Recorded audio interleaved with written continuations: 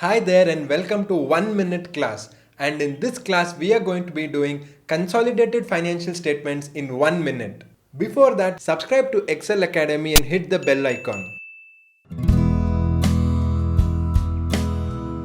Here we go. Consolidated financial statements is compulsory for every company which is having a subsidiary, associate or joint venture. Section 129 subsection 3 of the Companies Act says that companies having an associate, subsidiary or joint venture should prepare its own financial statements and also the consolidated financial statement. For example, if company A has subsidiary B and C, it has to prepare two financial statements, that is financial statements for company A and financial statements consolidated for A, B and C put together. Consolidated financial statements and the financial statements will be laid before the AGM. The salient features of the financial statements of the subsidiary should be attached with the financial statements of the company in AOC 1. Consolidated financial statement should be as per Schedule 3 and the accounting standards. Consolidated financial statement is not applicable to intermediate wholly owned subsidiary. It is applicable only to wholly owned subsidiary whose immediate parent is a company incorporated outside India. The knowledge of consolidated financial statements will help you even in the subject of accounts.